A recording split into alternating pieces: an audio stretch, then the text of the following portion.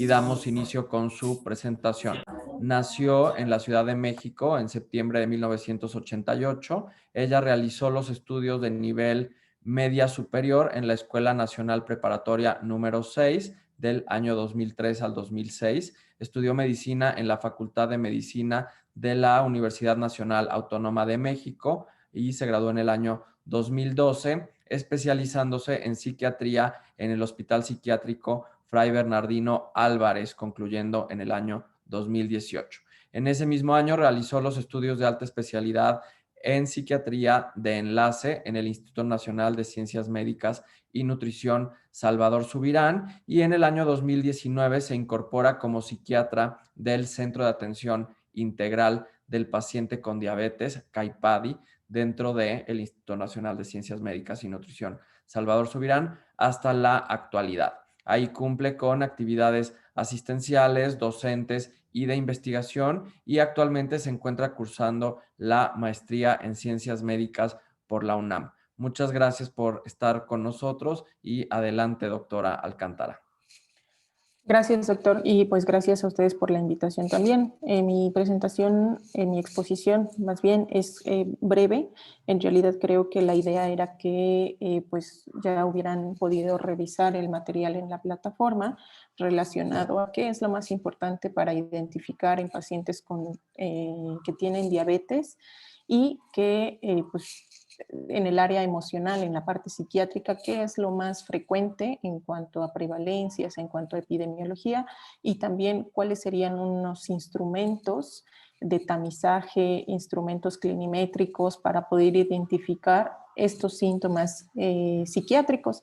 Creo que a estas alturas ustedes pueden tener bien claro que hay enfermedades psiquiátricas que complican al paciente médicamente enfermo. Ajá. Entonces, la idea de este caso clínico pues es aterrizar brevemente y de forma muy puntual cómo pudiera llegarse a presentar estas enfermedades psiquiátricas. En este caso, pues vamos a hablar tal vez de la más prevalente, que sería la depresión, y cuáles serían las opciones de tratamiento para estos pacientes. Entonces, bueno, pues se trata de Olivia, que ella es una paciente mujer que tiene 58 años de edad. El diagnóstico de diabetes llegó o se lo dieron hace 4 años. Podemos entender que es una paciente de reciente diagnóstico. Probablemente en este tipo de pacientes de reciente diagnóstico el impacto emocional es muy intenso, o puede que pase desapercibido, esté negado al diagnóstico. Entonces, tal vez el hecho de conocer cuánto tiempo tiene de diagnóstico el paciente pudiera darnos una idea de qué tanto tendríamos que hacer una búsqueda de las enfermedades psiquiátricas. Si, por ejemplo, pudieran ser pacientes que ya tienen mucho tiempo de diagnóstico, tal vez buscar enfermedades psiquiátricas se asocie más al desarrollo de complicaciones, más allá que del propio hecho de tener el diagnóstico de diabetes. Pero en el caso de Olivia, bueno, tiene 4 años que tiene el diagnóstico y probablemente durante estos 4 años ha podido elaborar todo el tema de haber perdido la salud y tener que hacerse cargo de la enfermedad. Entonces, se encuentra controlada en los estudios que tiene, pues su hemoglobina glucosilada es 6.2 y su glucosa en ayuno está en 93. En realidad estaría dentro de metas de control, por lo que desde este inicio podemos entender que, bueno, Olivia pudiera ser una paciente potencialmente que está adherida, ¿no? que está siendo adherente al tratamiento farmacológico y probablemente algunas otras conductas de autocuidado.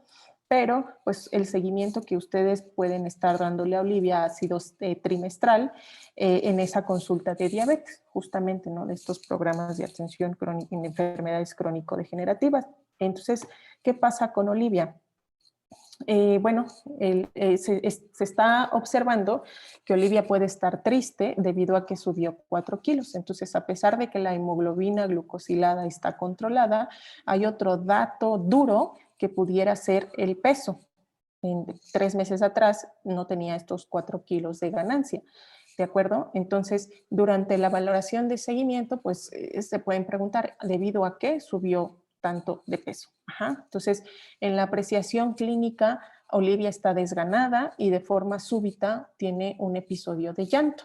Entonces, seguramente ustedes pueden tener, ahorita pueden estar recordando a algún paciente que de la nada llora o tocan una fibra sensible y puede debutar con llanto. Entonces, Olivia tiene la confianza de acercarse y comenta que de abrirse, perdón, ¿no? Y comenta que ocasionalmente olvida tomar los medicamentos y que redujo en tiempo el tiempo que normalmente destina a hacer ejercicio y que comenzó a transgredir su plan nutricional. Entonces, esa hemoglobina glucosilada inicial que veíamos, pues entonces está siendo un dato que no, que si bien está dentro de las metas de control, el peso puede ser el dato que a nosotros nos dice que algo está pasando con Olivia. Ajá. Y entonces ella se muestra sincera y pues sí, está diciendo, se me olvidan tomar los medicamentos y no he hecho lo que tengo que hacer. Entonces, si inicialmente pensábamos que era una paciente adherente solo por ver la hemoglobina glucosilada, entonces brincamos a esa otra parte que tiene que ver con la salud mental, qué tanto el paciente sigue las indicaciones independientemente de los números que estamos viendo. Y eso es acercarse un poco a la parte emocional de la paciente. Muchas veces puede ser por dinero, o sea, por falta de recursos económicos, muchas veces puede ser por falta de distribución del medicamento en la clínica donde va, muchas veces puede ser por problemas en casa o problemas con la propia persona o problemas en el trabajo. Entonces, en este punto, Olivia está comentando que identifica que está perdiendo, que está teniendo olvidos y que está desganada. Entonces, ahí es en ese momento en los que se abre la puerta para empezar a acercarse a la parte emocional y a la parte psiquiátrica.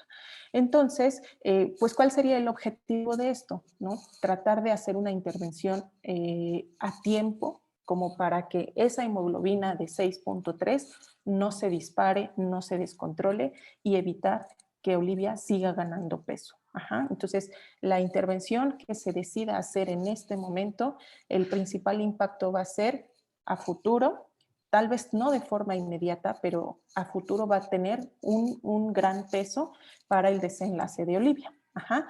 Entonces, el médico pues decide hacerle caso a estas emociones y decide evaluar o hacer una interconsulta con el servicio de psiquiatría. Entonces, ¿qué va a pasar en este servicio de psiquiatría si es que llega, ¿no? El motivo de la consulta de Olivia es que está triste, está irritable y tiene múltiples preocupaciones. Entonces podemos ir encaminando el diagnóstico de que es una paciente que maneja un síntoma principal como es la tristeza profunda la mayor parte del día, casi todos los días por 2 semanas, ¿no? Entonces Olivia nos está diciendo que lleva más de 2 semanas con esta sintomatología, por lo menos la identifica desde hace 3 meses. Hay problemas de sueño, problemas para conciliar el sueño, un síntoma más que se suma a los trastornos psiquiátricos. Hay falta de energía, ¿cómo lo nota? Porque durante el día se siente cansada, es otro criterio importante para diagnosticar depresión, anergia. Ajá. Y no le dan ganas de salir a hacer ejercicio ni a caminar. Deja de disfrutar las cosas que anteriormente disfrutaba. Entonces, interrogando un poquito más a Olivia, ella evalúa o ella identifica que tiene dificultades para concentrarse y que está más despistada, pero sobre todo que come demasiado. Y este comer demasiado pudiera ser la causa del por qué está incrementando de peso. ¿Y por qué come demasiado? Porque está encontrando un refugio emocional en la comida. Entonces, ella incluso ha llegado a pensar que sería mejor morir, dejando de seguir su plan de alimentación. Es decir, no voy a comer porque así me voy a descontrolar de la enfermedad y me muero, ¿no? Es como un pensamiento, una fantasía muy alejada de muerte. Así se llaman, fantasías de muerte. Entonces, Este es el motivo de la consulta, esto es lo que el psiquiatra identifica los síntomas cardinales para diagnosticar depresión y por las fantasías de muerte pues se catalogaría como un episodio depresivo grave.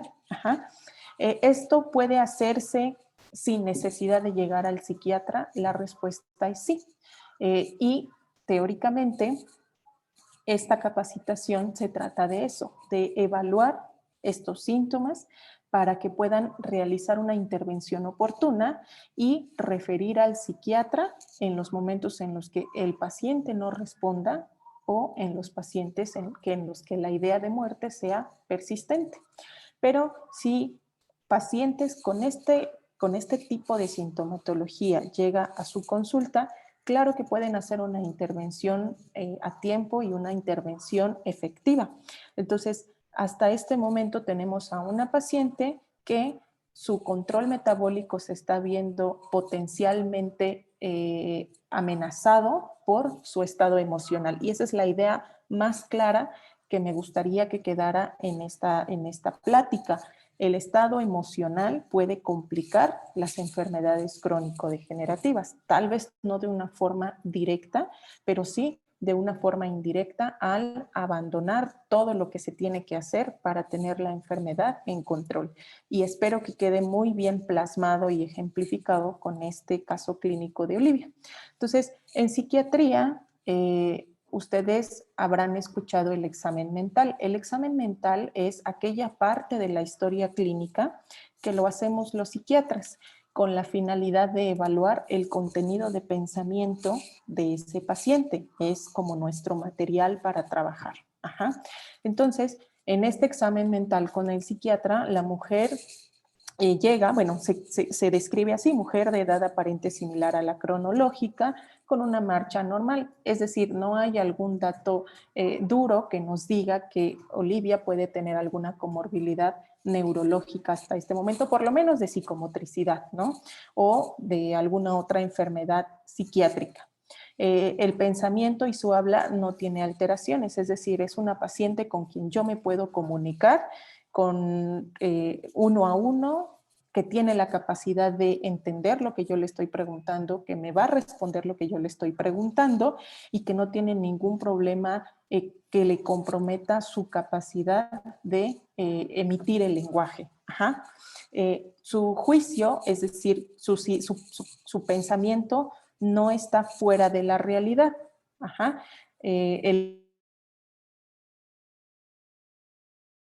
durar las palabras de la forma en la que el médico lo puede hacer y entonces se puede comunicar con ese paciente. Su ánimo es referido como triste, no me siento bien y ya no disfruto mi vida como antes. El ánimo es un dato subjetivo, es cómo se siente el paciente. Entonces, Olivia, desde que llegó a consulta, está diciendo, no me he sentido bien, me he sentido desganada, he estado triste. Entonces, habría que aquí preguntarle qué es lo que te pone triste, ¿no? Pero, continuando con el examen mental, el afecto impresiona hipotímico. ¿Esto qué es? Es lo que la persona nos está contagiando al platicarnos algo. Seguramente cuando una persona les cuenta un chiste, ustedes se ríen y entonces ustedes contagian la risa. O cuando alguien le fue muy bien en sus calificaciones y entonces está muy contento y va con sus compañeros y dice, es que me fue muy bien, y entonces contagia a los demás ese afecto. El afecto es eso que nos contagian los demás, pero que lo podemos evaluar. No es como el ánimo. El ánimo solamente lo puede describir la persona que lo está sintiendo, pero el afecto tiene que ver con qué me contagia esa persona con la que yo estoy platicando. Entonces, si nos aterrizamos en el tema de la depresión, podemos encontrar que hemos platicado seguramente muchas veces con amigos, con compañeros, con familiares, que nos cuentan una situación triste, por ejemplo, que se murió una mascota muy importante, y entonces nos contagia esa tristeza. Eso es el afecto hipotímico. Entonces, este afecto es el que está presentando Olivia, que va muy en consonancia con cuadros de depresión. congruente con el estado de ánimo, es decir, lo que me dice, el cómo me dice que se siente y el cómo yo veo que se siente, están yendo hacia el mismo camino. A eso se refiere con congruente con el estado de ánimo. Evaluamos también en el examen mental cómo está funcionando cognitivamente el paciente. Muchas veces, bueno, sabemos que algunas enfermedades psiquiátricas, ansiedad o depresión, pueden comprometer nuestra capacidad de poner atención, pueden comprometer pues alguna memoria inmediata, alguna memoria de trabajo, pueden comprometer el que podamos ser eficientes en responder nuestro día a día. Entonces, tenemos que evaluar cómo está esta memoria, esta abstracción, esta concentración, etc. En casos muy graves, muy graves, es cuando se puede comprometer el cálculo y cuando se puede comprometer el juicio. Es decir, el paciente puede llegar a estar tan mal que su mente se fractura, por llamarlo de alguna manera, y puede presentar síntomas psicóticos. Es cuando decimos que el paciente está fuera de la realidad compartida. Entonces, en Olivia, pues todas sus funciones están conservadas. Es decir, sí tiene un cuadro depresivo, pero no compromete más allá que esta parte anímica y conductual por el hecho de estar abandonando sus conductas de autocuidado. ¿Ok? Entonces, tenemos que elaborar un diagnóstico y un plan de tratamiento. Y como les comentaba, Olivia cumple criterios para un trastorno depresivo mayor, episodio actual moderado. Yo les había dicho que grave por las ideas de muerte. La verdad es que puede ser que si las ideas son muy persistentes, se queda catalogado o clasificado como grave. Pero creo que la parte más importante es entender que no es un episodio depresivo cualquiera al que podamos ignorar, ¿no? Entonces, tenemos que hacer algo. El médico prescribe un tratamiento. De los tratamientos de primera línea para pacientes con diabetes que tengan algún tipo de enfermedad psiquiátrica como ansiedad, depresión, comer emocional, control de impulsos. La primera línea va a ser los inhibidores selectivos de la recaptura de serotonina. Entonces, fluoxetina es un medicamento ampliamente estudiado en población cardiópata, población con diabetes, población con síndrome metabólico, población con obesidad, y en este caso pues puede considerarse un medicamento seguro en Olivia. Y bueno, pues la posología es de 20 miligramos cada 24 horas, pero para limitar los efectos secundarios del inicio de los psicofármacos se sugiere generalmente empezar con la mitad de la dosis. Avanzando 6 días podemos incrementar a la dosis que se describe que empieza a ser terapéutica, ¿de acuerdo? Entonces, los incrementos así van siendo de 50% en 50% hasta llegar a la dosis terapéutica efectiva. Entonces, aquí es lo que se le indica a Olivia. Una vez que llega a una tableta, pues se le pide que no se suspenda. Estos tratamientos tienen que ser largos. Los tratamientos para la ansiedad, para la depresión, para el comer emocional, para el atracón, para el control de impulsos, tienen que ser largos, por lo menos 8 meses. Entonces, nosotros necesitamos identificar cuál es la dosis terapéutica de cada paciente. Y por eso la paciente tiene que ser citada a consulta de seguimiento en 6 semanas. ¿Por qué? Porque los medicamentos de este tipo, los antidepresivos, empiezan a tener su efecto terapéutico en las primeras 3 semanas en adelante. Entonces, citar a la paciente en 6 semanas nos permite a nosotros hacer una evaluación de le puedo subir, le puedo bajar o lo puedo sustituir.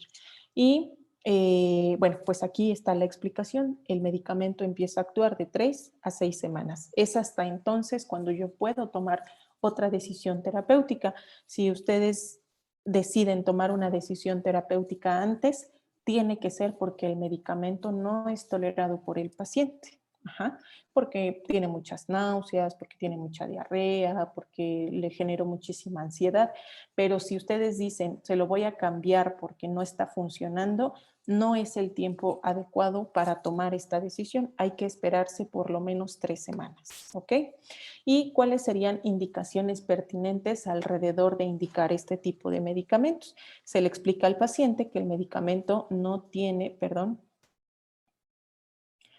no tiene interacciones farmacológicas. Y ojo, aquí la verdad es que este enunciado tiene que tomarse, que se tiene que particularizar a cada uno de sus pacientes. A lo mejor un paciente que tiene muchos medicamentos porque tiene muchos años con muchas enfermedades, a lo mejor ahí sí habrá interacciones farmacológicas, pero si es un caso clínico parecido al de Olivia, en el que tiene, bueno, no decíamos cuántos medicamentos tiene, ¿no? Pero que su perfil metabólico es seguro, entonces no, en este caso sí es seguro para utilizar en Olivia y que no tenga interacciones farmacológicas. Lo que quiero aterrizar con este punto es que habría que particularizar a cada paciente, pero en términos generales los antidepresivos son medicamentos muy seguros. Que no es un medicamento que necesite receta, por lo que ustedes no van a tener que expedir una receta todos los meses para estos pacientes, sino con una vez que lo hagan, con esa receta puede funcionar porque es un medicamento de venta libre, que no genera adicción y en promedio se prescribe en un lapso mínimo de 8 meses, ¿no? ¿Por qué? Porque necesitamos explicarle al paciente que los medicamentos funcionan a largo plazo regulando terminaciones a nivel dendrítico, neurotransmisores, receptores, etcétera, pero que no se trata de una conducta adictiva. Probablemente este sea el mayor prejuicio al que se van a tener que enfrentar o al que se han enfrentado a la hora de prescribir un tratamiento psicofarmacológico. ¿Y por qué tiene que ser largo? Porque así es el tratamiento, porque así es como funciona a nivel cerebral. No lo puede, no funciona con una sola dosis ni por un tiempo corto. Ajá. Estos medicamentos exigen que sean tomados mínimo 8 meses, les comentaba, porque son 2 meses para empezar a estabilizar al paciente y una vez que llega a una dosis adecuada terapéutica en el que los síntomas hayan mejorado, se deja 8 meses más. Entonces, si sumamos, serían 2 meses para estabilizar al paciente más 8 de mantenimiento, entonces tendría que ser este lapso de 10 meses. ¿Y cuáles serían los efectos colaterales que habría que explicarles a los pacientes? Los efectos más comunes pueden llegar a ser un poquito de somnolencia después de la toma, ojo, pero no hay sedación. Ajá, solamente es un poco de pesantes.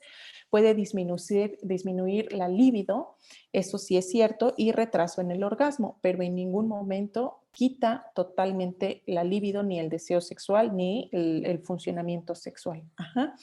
Y en algunos casos se habla de diarrea o estreñimiento transitorios, pero ojo, todos estos síntomas pueden agotarse en el transcurso de 15 días, es decir, que los podrán sentir de más a menos. Si en el transcurso de 15 días esto no se ha quitado y su paciente tiene muchas molestias por tomar este medicamento, generalmente es porque se sienten mucho más ansiosos, porque se les está yendo el sueño, porque se sienten muchísimo, muy somnolientos. Entonces valdría que antes de las 3 semanas se reajuste un tratamiento, pero solo en caso de que los efectos secundarios estén siendo intolerables para el paciente. Si pasan 15 días y los efectos van disminuyendo, significa que el medicamento está siendo bien tolerado por el paciente y eso es lo que habría que explicarle. Se necesita una consulta de seguimiento, como les comentaba, para evaluar qué tanto qué tanto efecto está teniendo este tratamiento en la paciente. Entonces, Olivia, a sus 6 semanas de seguimiento, nos comenta que se siente mejor, toda vez que presenta en cuánto pudiera ser mejor. Ajá. Entonces, necesitamos evaluar la reducción de los síntomas en cierto porcentaje. Y a lo mejor ella de manera subjetiva dice, yo de cómo llegué a cómo estoy ahorita, estoy 90% mejor. Es decir, el medicamento está funcionando. Entonces, vemos que pues podemos dejarle esta dosis a Olivia, no necesitamos subir el medicamento, no necesitamos quitárselo ni sustituirlo, porque ella está sintiendo que ha mejorado en un 90%, y esto puede ser un dato muy útil para ustedes para poder tomar una decisión. Generalmente, si los pacientes mejoran en el 50%, eso es una ganancia increíble para el paciente y para que nosotros decidamos dejarle el tratamiento que actualmente está tomando. Ella toma ahora el medicamento de forma regular, ¿no? O sea, mejoró su adherencia al tratamiento para la diabetes. Y nosotros podemos decirle, bueno, te vas a quedar con esta dosis y vas a continuarla por lo menos 8 meses. A esto se le llama la fase de mantenimiento. Una vez que el paciente mejora y iniciamos con esta fase de mantenimiento que va a ser la más larga, pero en la que podemos estar relativamente seguros de que la paciente va a estar controlada. Eso buscamos en las enfermedades en psiquiatría, que el paciente esté controlado. En esta fase de mantenimiento, pues es estos 20 miligramos durante estos 8 meses consecutivos sin suspender. Y entonces ustedes la pueden ver cada 3 meses, cada 2 meses, cada mes, cada 6, el tiempo que ustedes decidan, de acuerdo pues a la situación en la que se encuentre la paciente y ustedes. Al término de los 8 meses, el especialista debe ordenar la reducción del medicamento así como se inició, la mitad de la dosis, pero aquí lo podemos tomar 2 semanas, o sea, disminuirla 2 semanas y después suspender. Entonces, si vamos reduciendo al 50%, se trata de que el paciente, su organismo se vaya acostumbrando paulatinamente a la descontinuación del antidepresivo. Posteriormente, bueno, pues Olivia puede apoyarse, o el médico se puede apoyar, en este caso ustedes, de algún tema de psicología, algún apoyo psicológico. Entonces, es como se va a referir a psicología, que es la plática que sigue y que pudiera abordarse desde el aspecto psicológico en esta paciente, Olivia. No sé si hasta aquí tengan alguna duda, alguna pregunta, o pasamos al siguiente tema y al final las preguntas.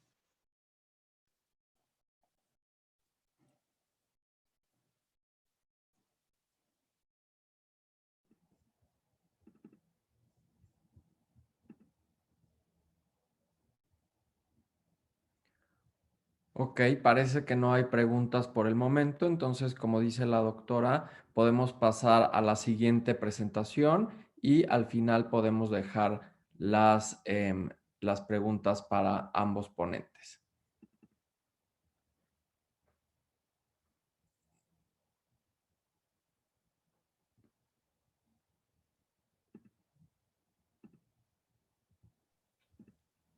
¿Está listo, doctora Arismendi? Sí, listo. ¿Me Muy bien, escuchan un bien? segundo.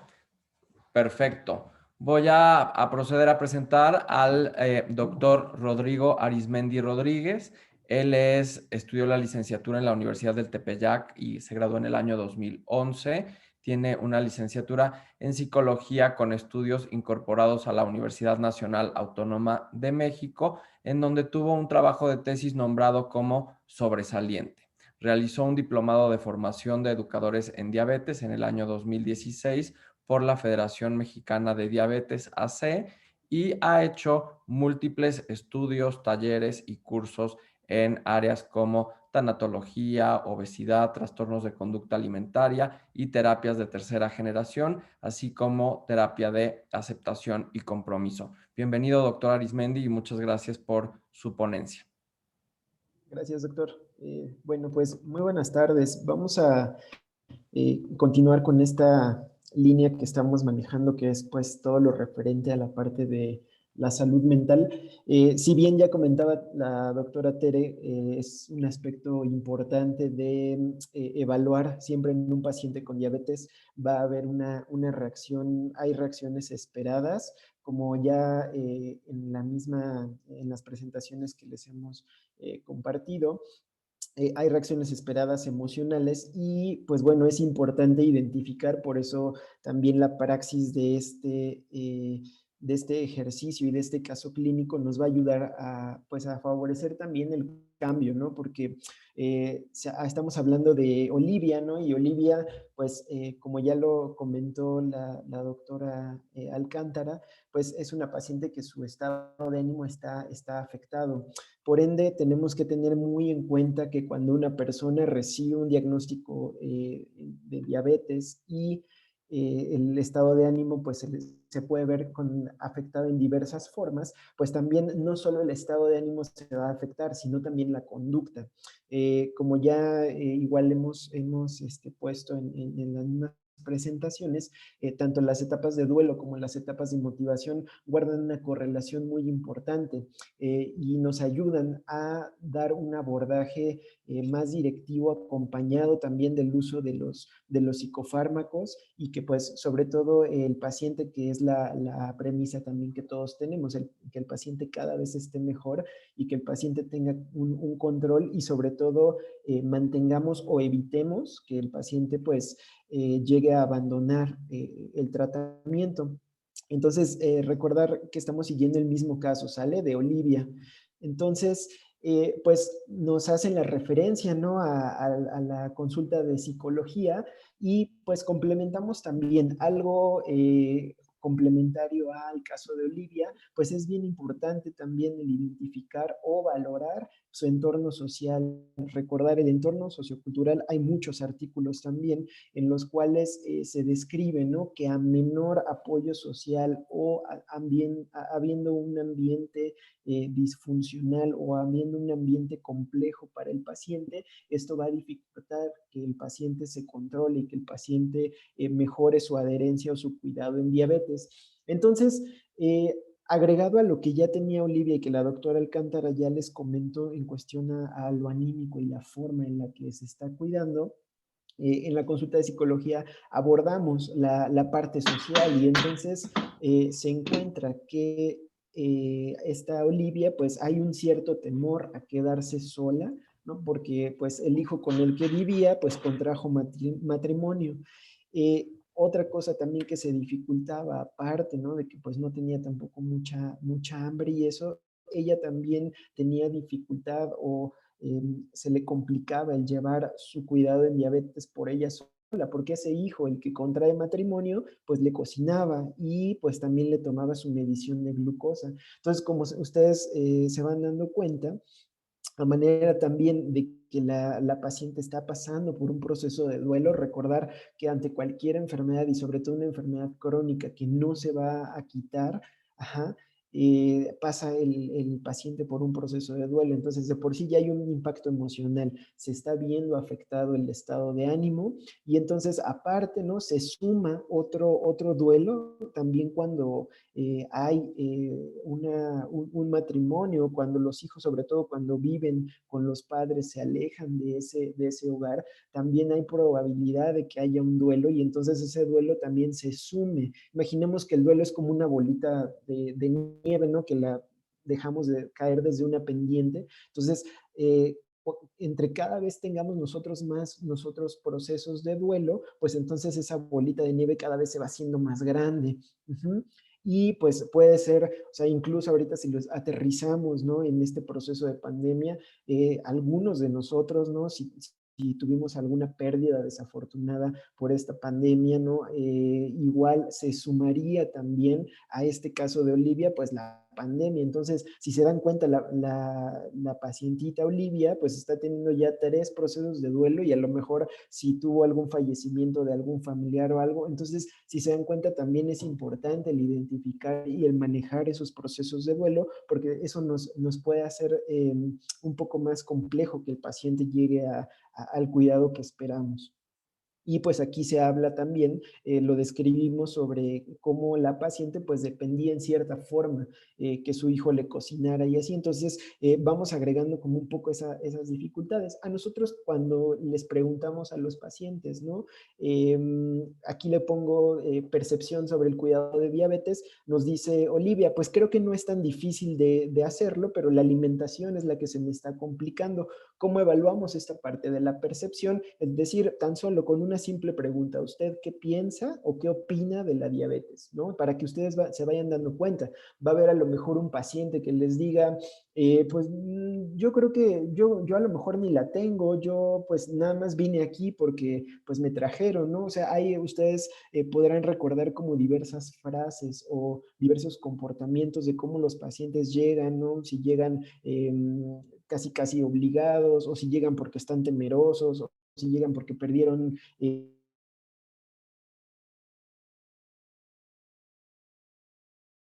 del paciente.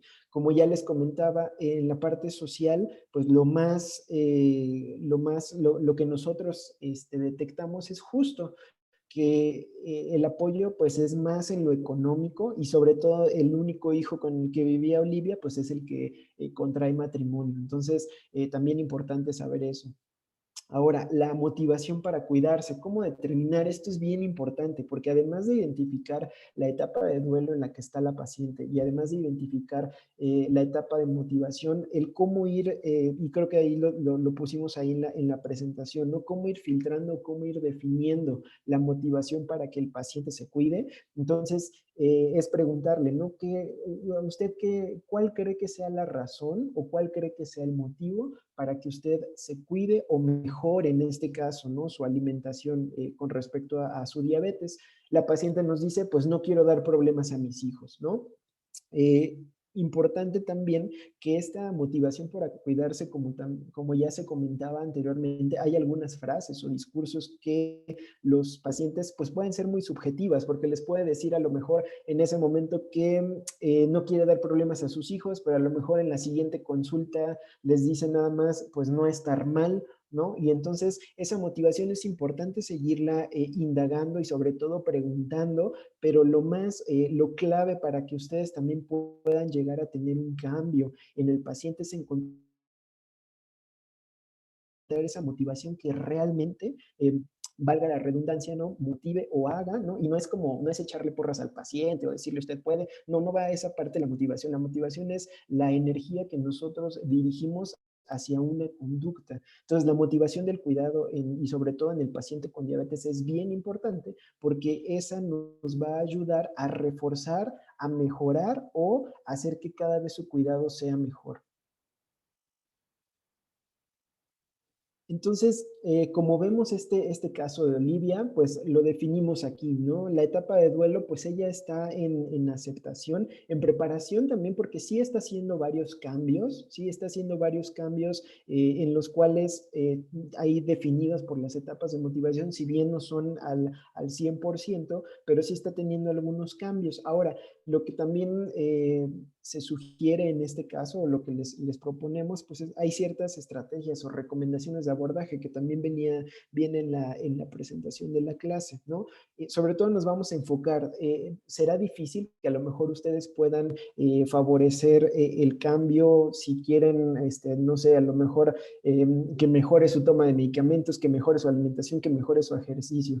Aquí valdría la pena que si les llega un paciente muy descontrolado, o un paciente que requiera varios establecimientos de metas, pues váyanse con la prioritaria, ¿no? En este caso, pues nos fuimos con la parte de la alimentación. Entonces, hay una herramienta que se utiliza en la parte conductual que se llama moldeamiento. El moldeamiento, en qué nos va a ayudar? En hacer la meta o en modificar la conducta de menos a más, es decir, de poco en poquito, pero establecerla en momentos específicos, en tiempos específicos, para que se vaya generando una estructura, y que en cierta forma es la forma en la que todos y cada uno de nosotros aprendemos. Primero recibimos la información, después la procesamos y después le empezamos a dar nuestra percepción para irla estructurando. Entonces, en este caso de la alimentación, por eso también les pongo en qué momento del día, por ejemplo, la pacientita que a lo mejor ya el hijo ya no está ahí con ella, cuál va a ser el mejor momento del día, por ejemplo, para que ella compre su alimento, en qué horario, ¿no? El fin de semana, a lo mejor el viernes.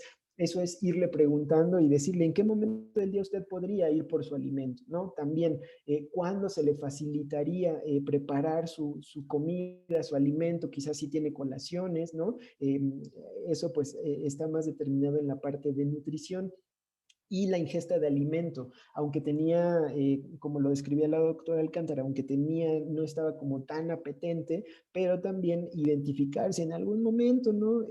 La pacientita pues también tiene algunos ciertos factores que pudieran propiciar que comiera a lo mejor alimentos, pues, y sobre todo la frecuencia, ¿no? La frecuencia, pues, o sea, si tenía ganas de un pan dulce, ¿no? Pero si ahora se lo quiere empezar a comer a lo mejor a diario, empezar a ver también, y ahí entra mucho, pues, la psicoeducación que uno le dé al paciente, ¿no? Y la educación de todas las áreas implicadas en el manejo de la enfermedad.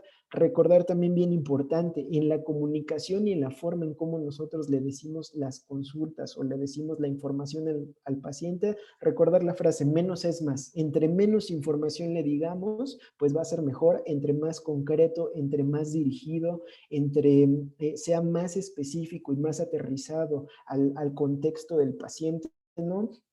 Un ejemplo, alguna vez teníamos también un paciente que decía, pues es que yo fui, ¿no? Y me dieron, así lo dicen ellos, me dieron una dieta y en la cual a veces me incluían salmón, ¿no? Era un paciente, pues, que era agricultor. O sea, ahí el contexto, pues era, él decía, pues es que a veces hasta lo que puedo comer es sardina, ¿no? Si yo me están pidiendo salmón, ahí es valdría la pena el investigar específicamente el contexto, en la capacidad adquisitiva tanto económica como de alimento al paciente para que, insisto, como es parte del objetivo de este curso, ¿no? O sea, es la consulta dirigida y específica al paciente.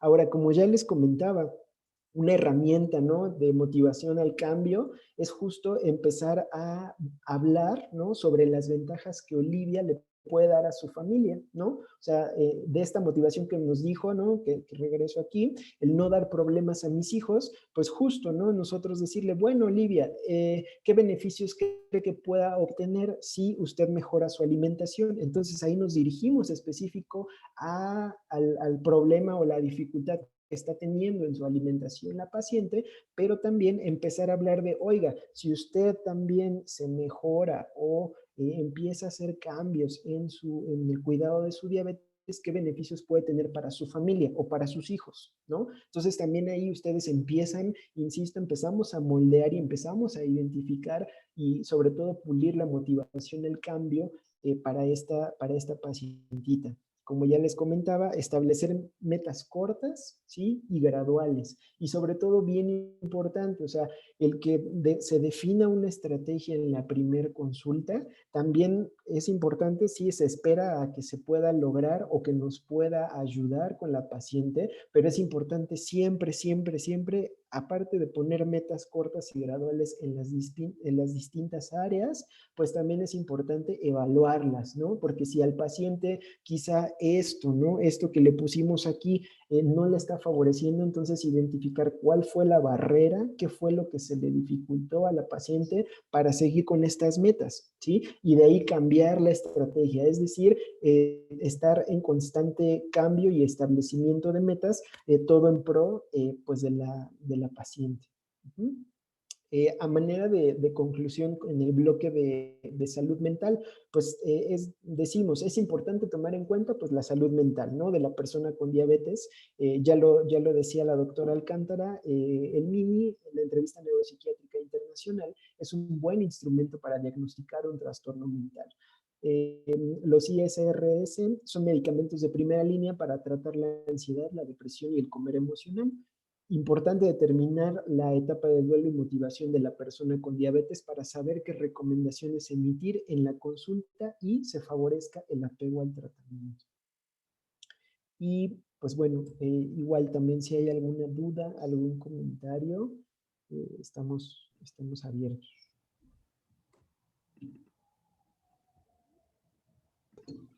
Muchísimas gracias, doctora Arismendi, por la excelente ponencia y también muchas gracias a la doctora Alcántara por su excelente presentación. No sé si alguien tenga alguna duda, que por favor la ponga en el chat para que los doctores nos puedan hacer favor de responderlas.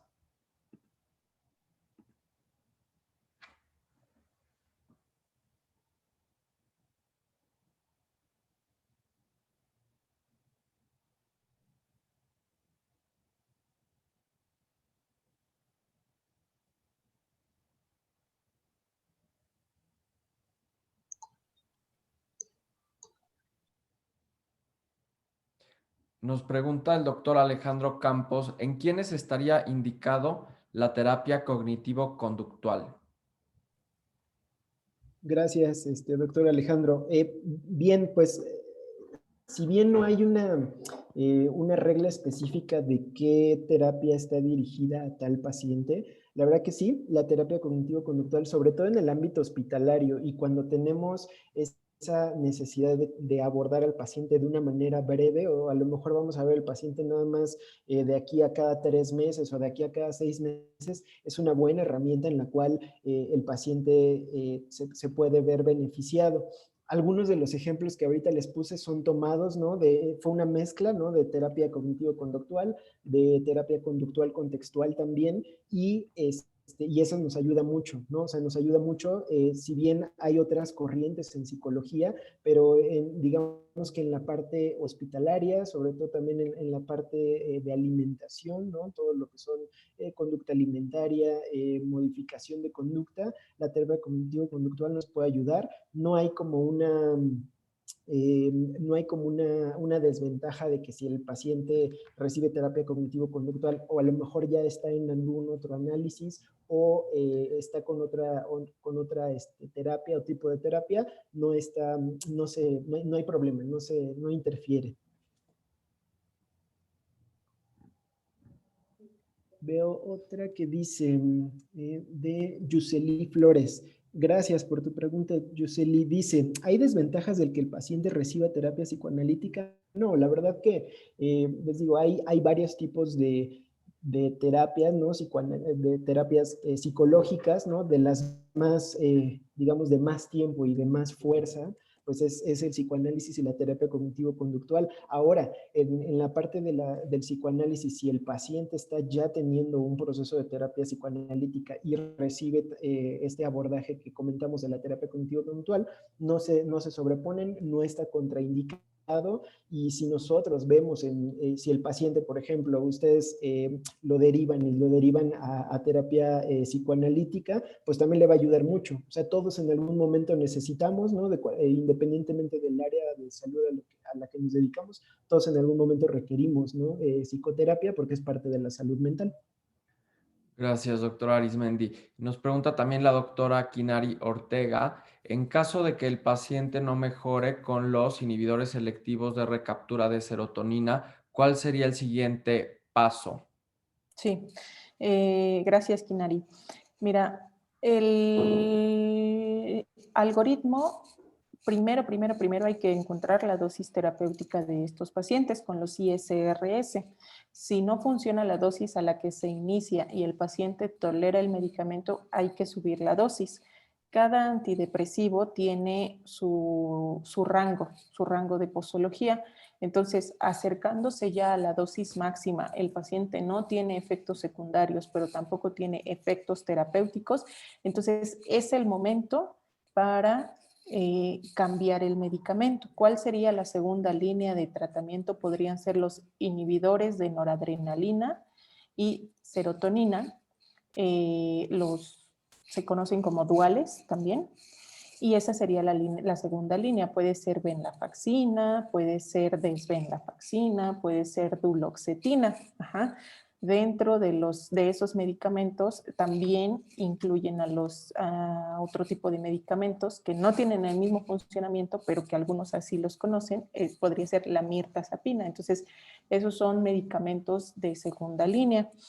¿Qué pasa con estos medicamentos? Que el perfil de seguridad ya se tiene que particularizar un poco más a los pacientes. Por ejemplo, pacientes con ganancia de peso, con sobrepeso u obesidad, si se utiliza un medicamento como la mirtazapina, pues se puede complicar todavía más el incremento de peso. Si hay un paciente con hipertensión y utilizan venlafaxina, se puede complicar este problema de hipertensión, puede empezar a variar, puede empezar a descontrolarse.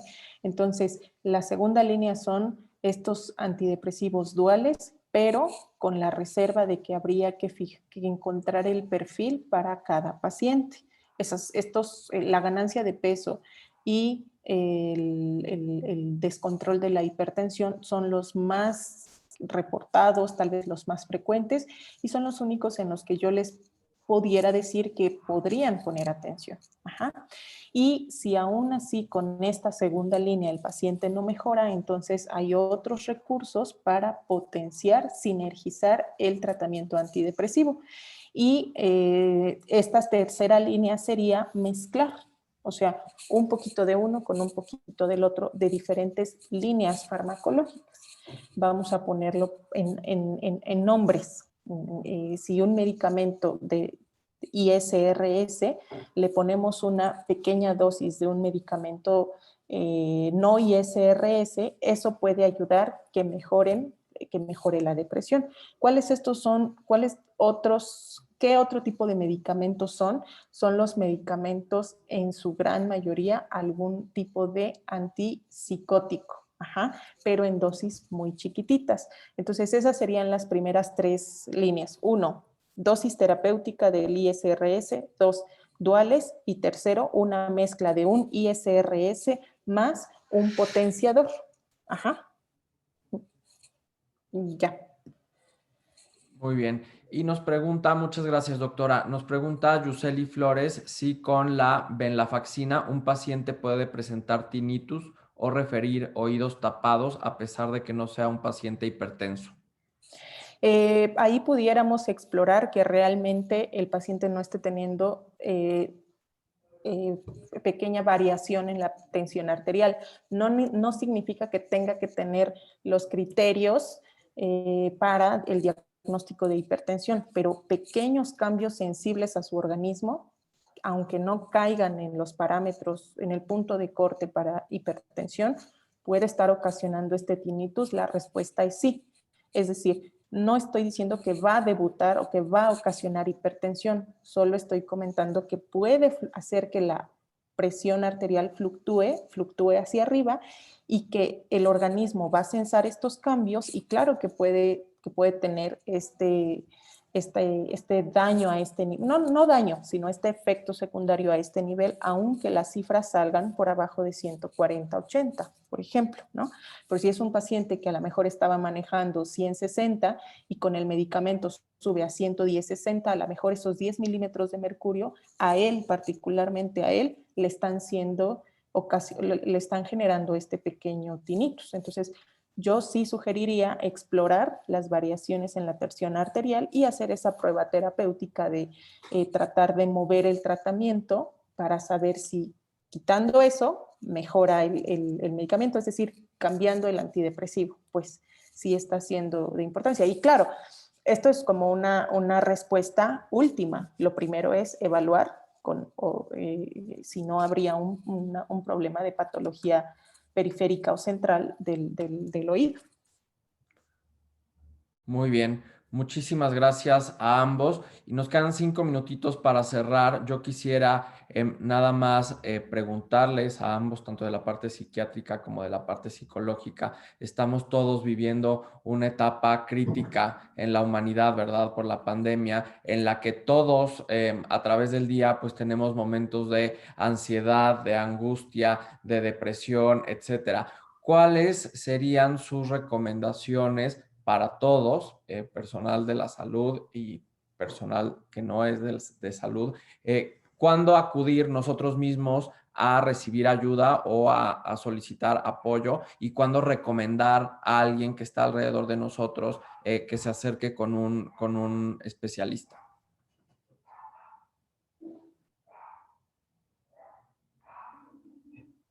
Bien, gracias, Alejandro. Pues sí, efectivamente, como comentaba, ¿no? Al final de esta parte de que hablamos del caso, ¿no? Todos, en algún momento, pues, tendríamos, ¿no? Porque es parte de la salud, así como vamos a un chequeo con un nutriólogo, así como vamos con un chequeo médico, todos en algún momento tendríamos que ir a psicoterapia. Esa es una.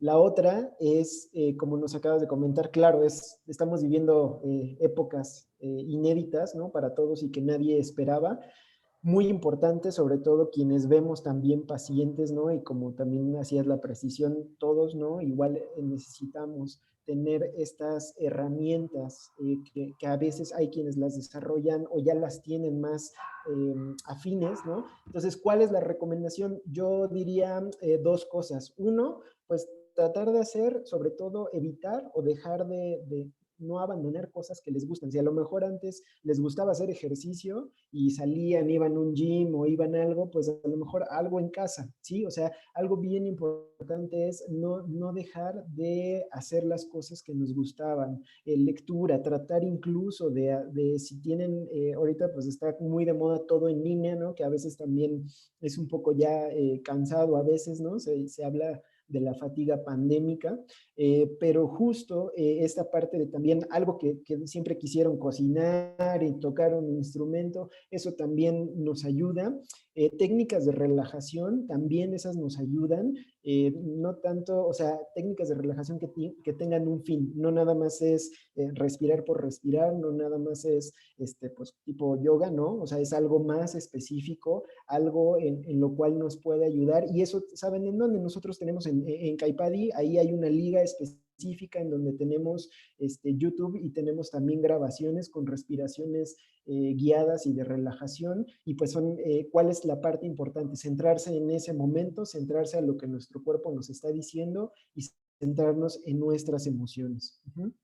Entonces, esas serían pues también ahorita las dos recomendaciones. Y sí, no tener miedo también de pedir ayuda. Hay muchas, ahorita no tengo una, luego si gustan les puedo mandar pues todas las referencias, ¿no? Porque hay instituciones, ¿no? Hay muchas instituciones desde la UNAM, desde el Instituto de Psiquiatría, desde varias instituciones que están dando esa también herramienta, ¿no? Terapéutica, incluso dan 6, 7 sesiones totalmente gratuitas, ¿no? En las cuales ustedes pueden acudir, llaman, ¿no? Al teléfono, ese sí ahorita lo tengo a la mano, ahorita se los pongo en el chat, y entonces ustedes pueden llamar y ahí se puede también abordar, porque también es eso, como ya les decía, estamos pasando por una etapa crítica y también estamos pasando todos, en algún momento pasamos por un duelo por esta pandemia. Entonces, ese duelo nos está destapando quizá algunas otras cosas entre no resueltas, entre de personalidad y entre que también, pues a lo mejor alguien tiene algún fallecimiento o así. Entonces, bien importante pedir ayuda. Hay instituciones y pues eso sería mi recomendación. Muchas gracias, doctor Arismendi. ¿Algo que quiera agregar, doctor Alcántara? Eh, brevemente, yo creo que los síntomas se sienten, entonces hay que hacerle caso a lo que sientan, tanto ustedes como sus pacientes, y no negarlo. Va a ser la parte más importante. Si algo están sintiendo, entonces es el momento. Muchísimas gracias. Pues creo que sería entonces todo por el día de hoy. Les agradecemos mucho su presencia y pues también a todos los que hicieron favor de conectarse. Estoy seguro que va a ser de mucha utilidad todo lo que escuchamos el día de hoy. Así que tengan buen fin de semana y nos vemos el próximo viernes. Gracias, hasta luego. Hasta luego, un gusto. Gracias.